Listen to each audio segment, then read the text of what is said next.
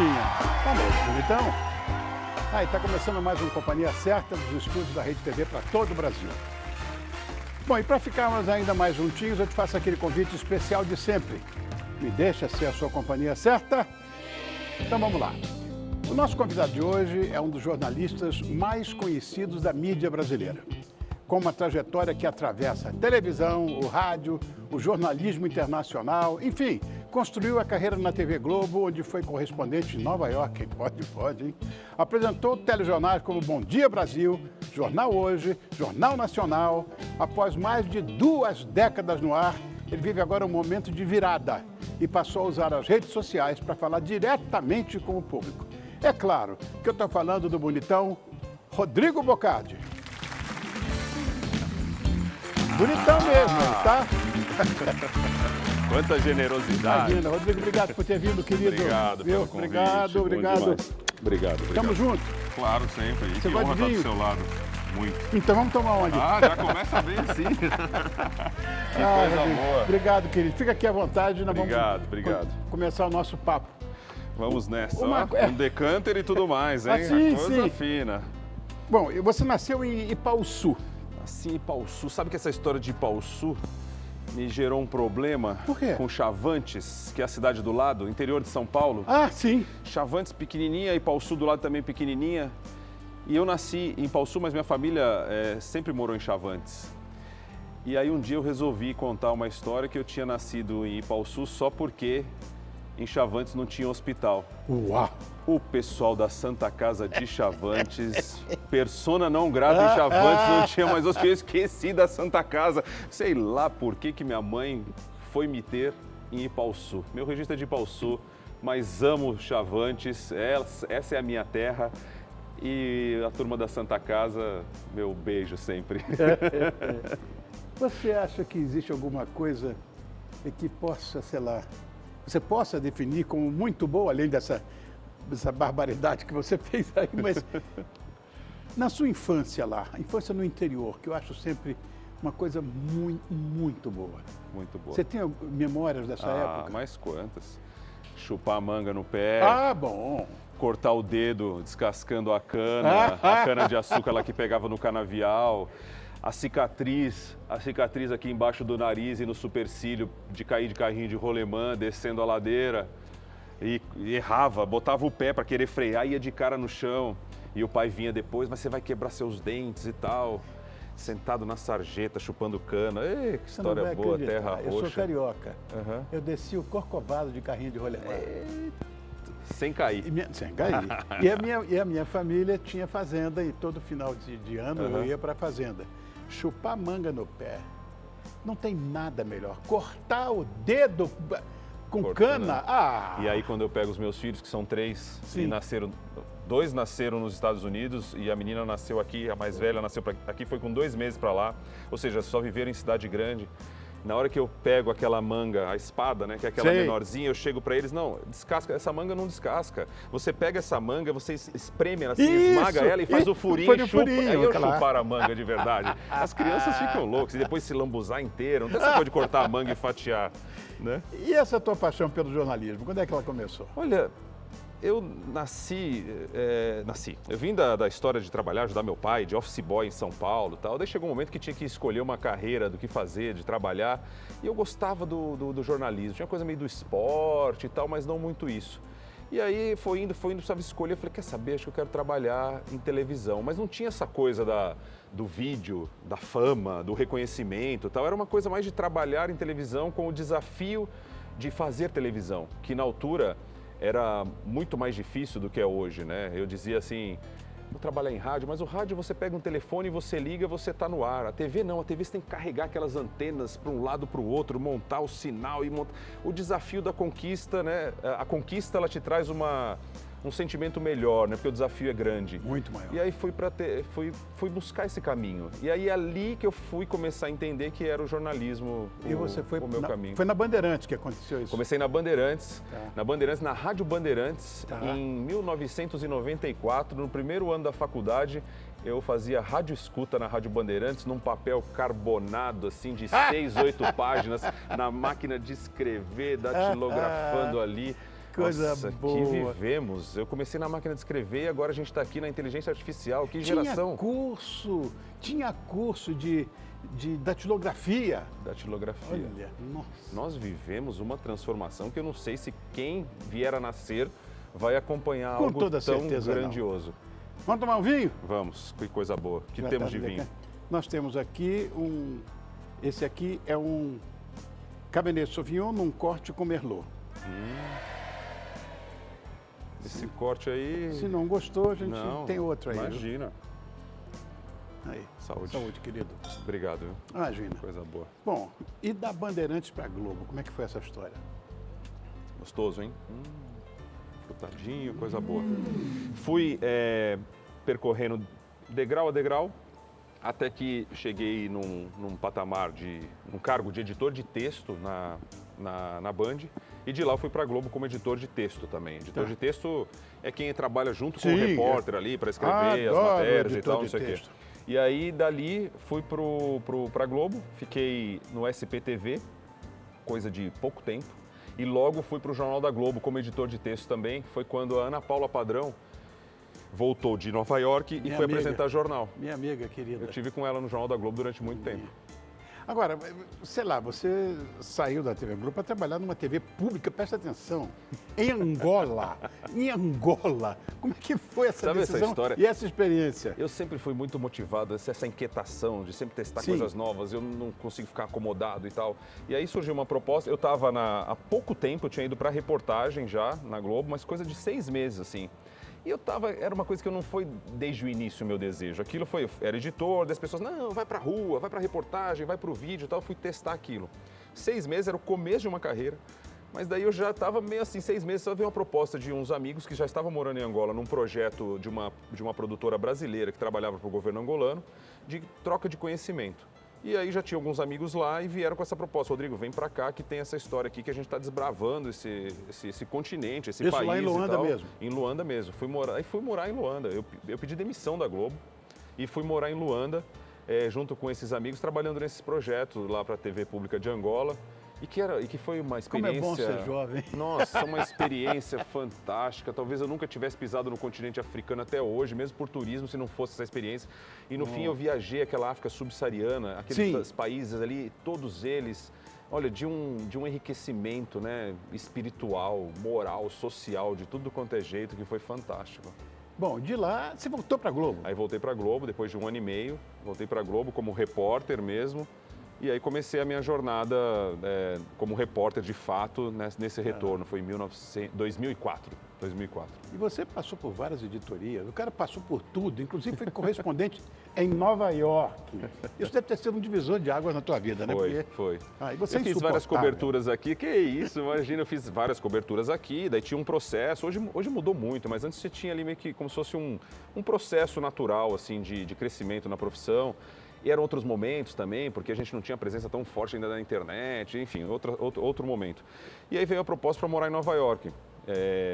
Minha filha nasceu, na verdade a gente já ia para Nova York quando a minha filha nasceu. Minha esposa falou, não, vou para um país diferente, no frio, primeira filha. Aí a Anne nasceu aqui no Brasil, ela foi com 2 meses para lá. E a gente foi numa experiência fantástica, vivi tudo que eu podia viver, desfrutar daquela cidade, daquele país no momento que a gente ficou lá. Foi muito legal.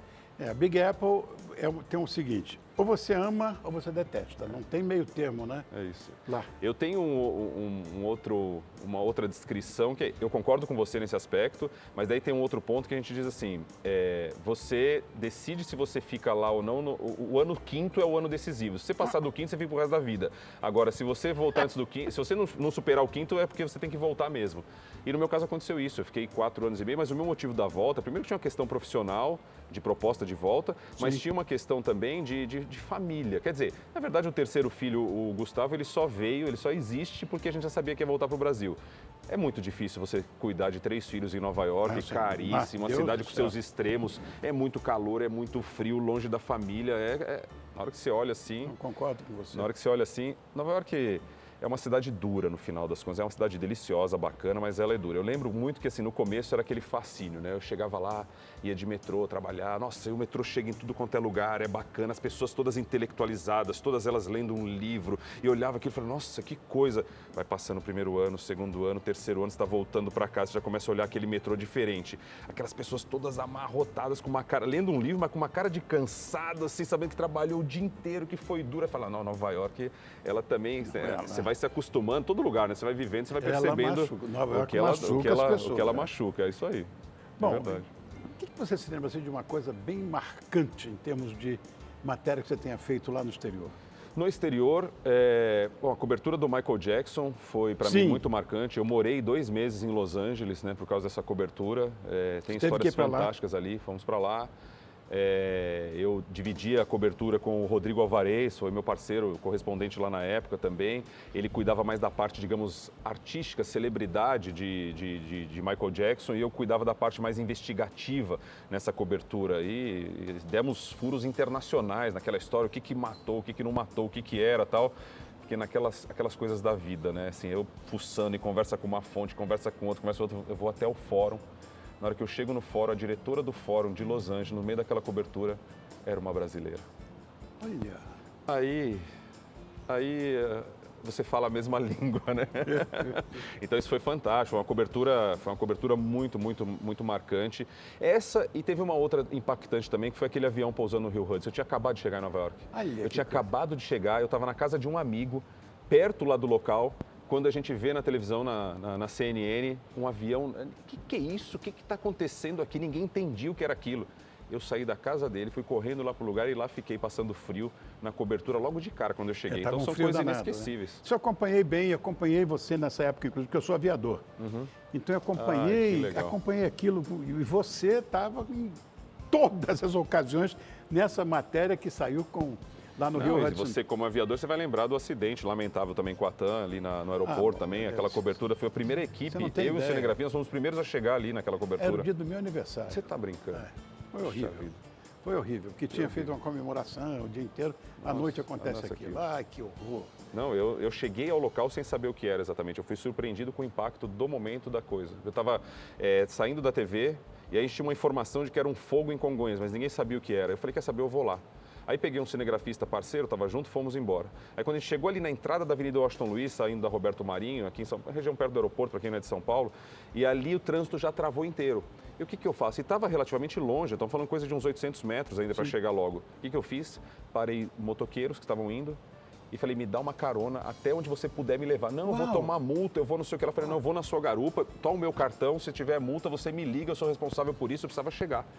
E aí peguei outra moto como o cinegrafista, nós somos os 2 primeiros a chegar. Fomos até mais perto ali, naquele impacto com o cheiro, o fogo. Nossa. Eu não quero me lembrar daquilo também. Foi tragédia. Muito difícil. Tragédia, mega tragédia.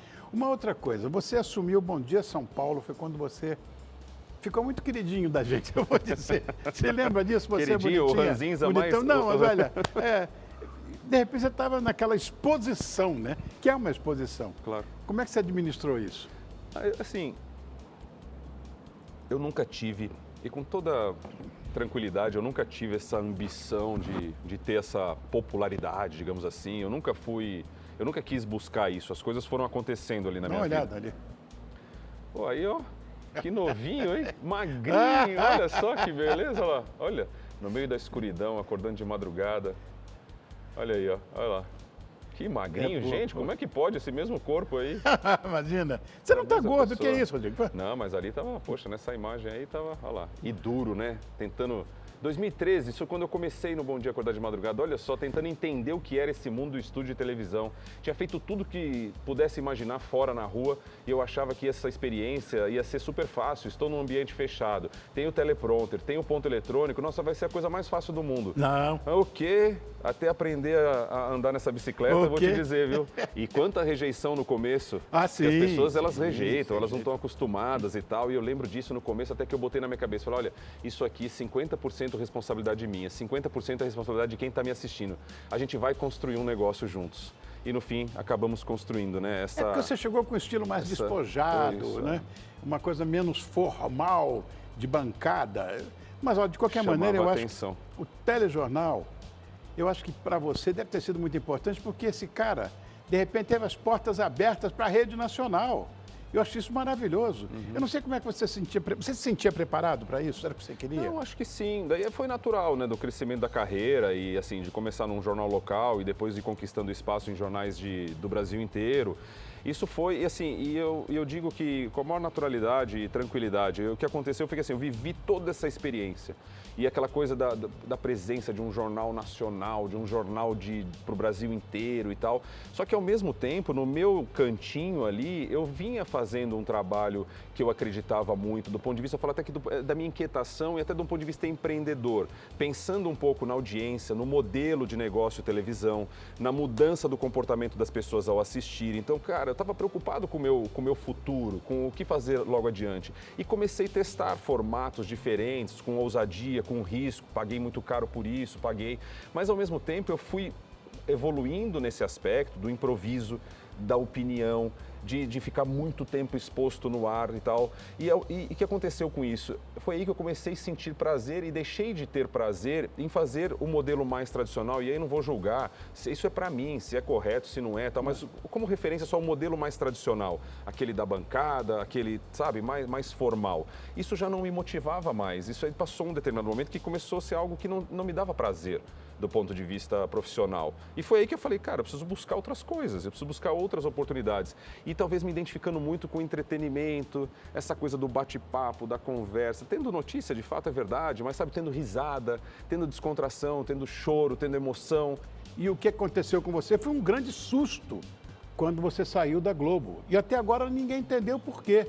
Mas eu entendo, porque é business. O dinheiro vai ficando curto, não dá para pagar.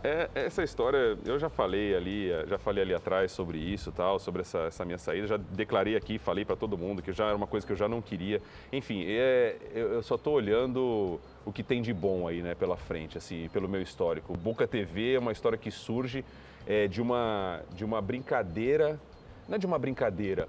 O Boca TV surge para dar uma atenção, fazer um carinho e trazer um retorno para as pessoas que sempre estiveram junto comigo. Tem uma massa, um público maravilhoso que sempre esteve, que não me abandona, é um exército incrível. E aí eu falei, pô, essas pessoas sempre contaram comigo para eu ser a voz das dores delas, né? Por que não usar a força que eu tenho nas minhas redes sociais para criar um canal? Criei um número de WhatsApp para as pessoas enviarem os vídeos com as dores, o desrespeito que nós sofremos todos os dias. Não temos é a saúde que você não tem, é a segurança que falta, é o buraco na rua que não é tapado, é só desrespeito, é a energia elétrica que destrói lares e famílias por uma empresa que tem um monopólio, que isso tem que... Enfim, tanta coisa pra gente discutir. Vou criar um número para as pessoas mandarem os vídeos. Eu falei, acho que não vai vir nada.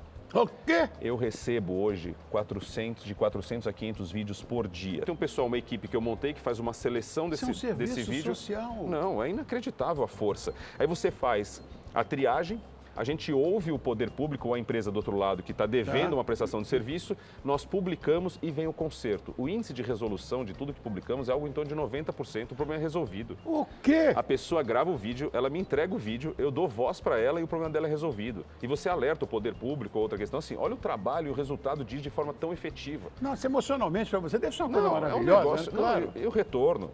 Então, assim, de fato, aqui você dá uma oportunidade maior para o eleitor falar, para o povo falar. Se do outro lado o poder público, o prefeito, o governador, quem tiver ali, a empresa que for acusada de um serviço que ela prestou mal, se tiver a humildade, a grandeza de resolver aquele problema, de solucionar, de entregar um serviço melhor, é bom para todo mundo ganha. E a gente vai construindo ambientes melhores. Agora o desafio é a gente conseguir dar essa vazão toda, que eu vou conseguir de um jeito, eu vou encontrar uma maneira de dar. Mas já conseguiu, imagina se não.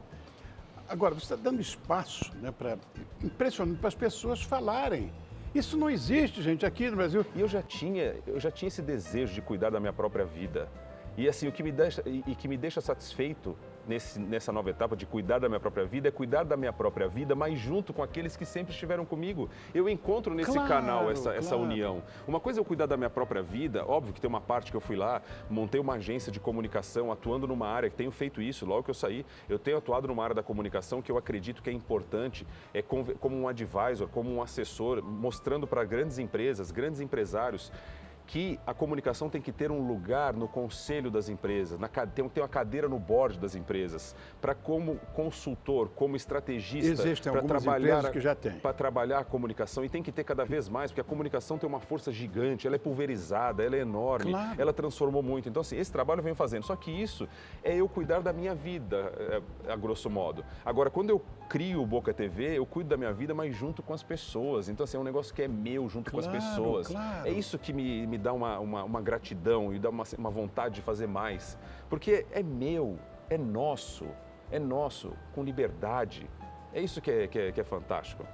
Sabe que eu fico vendo, às vezes, certos países que têm um nível, não diria cultural, isso até é irrelevante, mas tem um nível de solidariedade que eles se juntam e nós não aprendemos isso até hoje. Esse mundo é, bom, simples. Por que a gente não aprende com abelha, com formiga, não é com cupim? A gente tem dificuldade, né, É. de olhar para os bichinhos. Pois é, porque nós vivemos em sociedade. Nós somos interdependentes. Ninguém é autossuficiente. Todo mundo precisa de alguém para qualquer coisa. E você está dando isso, sabe? Eu acho sensacional. Enfim, Eu estou animado com isso. E eu também fiquei. Eu também vou entrar nessa, porque eu te sigo. Então, poxa, faço vamos parte lá, do teu... faça os seus vídeos e mande para mim que a gente vai publicar lá. E o que tiver de problema, a gente dá um jeito de resolver. Tá bom, querido. Tá bom? Ótimo. Olha, eu queria aproveitar esse momento aqui para dar uma dica para você, bonitinho, você é bonitão. Se o assunto é comodidade, entretenimento, séries, sei lá, reportagens, filmes, eu quero que você conheça o Rede TV Go. É só você acessar redetvgo.com.br, baixe nas principais lojas de aplicativos se você quiser também. Vamos de volta com esse mega ultra plus jornalista de primeiríssima grandeza, Obrigado. Rodrigo Bocardo. Você sabe que eu tenho adotado um pouco mais até como é que fala, a definição de comunicador até assim. Sim. Um comunicador, ou alguém que estudou e entende um pouquinho de comunicação. Acho que o jornalismo ele também vem passando por uma transformação também muito grande. Concordo com você. E perdendo a sua definição na sua essência. Então, senhora, o jornalista, quem é um jornalista? O que é o jornalista no jornalismo? É difícil. Você sabe, eu era fanático por telejornalismo. Assistia todos. E documentários. É só o que eu vejo na televisão, inclusive até hoje. Não estou vendo mais telejornalismo. Exatamente por isso. Ah, mas você é saudosista? Eventualmente sim, mas sei lá. Não, a transformação da comunicação é muito grande, gente. O meio que mais sofreu transformação nessa jornada toda que nós começamos falando aí sobre da máquina de datilografar para IA, isso é comunicação na sua base. É com uma transformação gigante. Nós estamos ainda tentando entender o que é o papel de cada um nessa transformação, qual é a transformação de cada um dentro dessa grande transformação, dessa maior transformação. A academia, ela já tem dificuldade de formar as pessoas, porque ela também não sabe o que temos hoje. Então, assim, você vem dessa dificuldade da academia e nas mais diversas áreas, eu acho que na comunicação de forma ainda mais acentuada. Você não consegue formar as pessoas chegam com referência de uma realidade que já não existe mais, ou olhando para um passado que já mudou há pouco tempo. Aí você vai pensar num futuro que é um futuro que a gente ainda não entende, não sabe direito. Claro. Então, assim, é desafiador. Todo mundo é produtor de conteúdo, todo mundo é repórter, todo mundo é jornalista, todo mundo é tudo. Como me irrita isso? Eu acredito que exista sempre essa equação do homem com a época em que ele vive. Mas que seja uma coisa, pelo menos, já que estamos falando do homem, que seja humanística, que seja humana. Todo mundo hoje é tudo. Uma coisa que você não vai acreditar que eu vou falar para você, eu fiquei sabendo, essa coisa de canal do YouTube, sabe quantos existem no Brasil? Quantos? Até pouco tempo, 38 milhões, agora 42 milhões. Gente, todo mundo é tudo. Todo mundo é tudo. Isso me incomoda muito. Todo mundo é tudo. Mas aí a gente tem que aprender, Claro, a conviver, lógico. A conviver. Você gosta de mim? Então me espera. Eu vou e volto. Olha, toda semana o podcast Com ou Sem Gelo, apresentado por Luiz Fogetti, que é especialista e fundador da PTK Spirits, traz uma mistura envolvente de sabores, histórias e experiências de vida. Nessa semana, o Com ou Sem Gelo mergulhou no universo da sétima arte. O episódio recebeu Pablo Milad, presidente da Cinépolis Brasil. Ele trouxe informações de bastidores, tendências e uma visão estratégica de quem acompanha o mercado cinematográfico de perto. Dá uma olhada nesse trecho.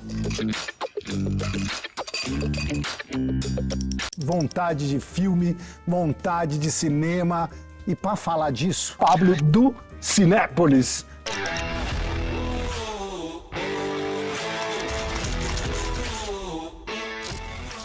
Três filmes, que são filmes que você fala, meu, recomendo, precisa ver. Um deles é o Man on Fire, do Denzel Washington, e tem o outro que chama The Last Castle, O Último Castelo, que é do Robert Redford. Um Sonho de Liberdade, não tem como não ser o filme número 1, assim, eu acho que é o melhor filme que tem. Deixa de ir no cinema não, meu, que delícia poder levar teu filho, momento único que você pode ter com ele, levar tua mãe que tá morrendo de vontade de sair de casa, pegar a tua namorada, teu companheiro, tua companheira e curtir, meu. Bom, e se você quiser assistir o episódio completo, é só correr para o YouTube da Rede TV. Anota aí, com ou sem gelo, toda quinta-feira, às 19 horas, no YouTube da Rede TV. Como é que tá o Rodrigo Bocardi hoje? Ah, tô feliz, viu? Tô realizado dessa coisa de fazer, de viver essa experiência de será que vai dar certo o que você vai fazer, o que você vai botar em prática, sabe essa coisa? Será que vou ter o apoio das pessoas? Será que não? Claro que Nossa, vai. que delícia que é isso, viver essa... Eu gosto disso. E cabeça, o que eu posso fazer? Porque agora sou eu. Daí eu tô falando de regionalizar. Sim. Estou dizendo para você que daí você falou em 40 milhões, não sei o que, daí você soma mais um canal, porque vai existir mais um. O Boca TV de fato. Uau! Boca TV canal. As pessoas pedem para que eu volte para a televisão. Eu volto para televisão. Você já tive conversas. Claro, teve proposta. Tive lógico. proposta, tive conversa, mas eu tenho dito isso. Você olha a proposta, a gente sabe o desafio que o modelo televisão enfrenta, isso é claro para todo mundo. A questão do digital que a gente já discutiu, daí você olha, tem uma proposta de um preço e fala, nossa, aquilo é legal, é bacana, tem a ver. Só que nós temos o desafio de elevar a audiência na televisão. Você vai fazer um canal que é dirigido por um jornalista de verdade, por alguém que tem a informação como princípio, sei lá, de trabalho, de ofício. Então, vai ser legal, pode ter certeza, porque aí vem a comparação. Muita bobagem e, de repente, o jornalismo sério num canal. Esse é o caminho, Eu acho que é mais de, não jornalismo, assim, porque não quero entrar nessa coisa do jornalismo diário, hard news, acho que tem muita gente que faz bem. É a coisa mais da comunicação, do entretenimento, de fazer, né, do audiovisual algo que entretém as pessoas. Inclusive com a notícia, mas... Também, claro, lógico, né? também. Olha, nós temos um monte de coisa para conversar, tem muita coisa para conversar com esse bonitão. Antigamente esse programa tinha 1h30. Uhum. Aí começou a dar certo. Aí dividiram em 3 programas. Então não posso seguir. Esse tempo nosso está acabando porque o Alexandre está falando, meu diretor, tá aí. você conhece? Sei. Está acabando nosso tempo, mas eu quero te fazer uma proposta. Você volta para a gente continuar esse papo? Se você está me convidando, Tá. como dizer não? Então, para continuar essa entrevista, próximo programa, você não pode perder. Então, no próximo Companhia Certa, eu continuo essa conversa deliciosa com esse bonitão aqui, que é o Rodrigo Bocardi. Certo? Não abandona a gente, tá? Beijo, até lá.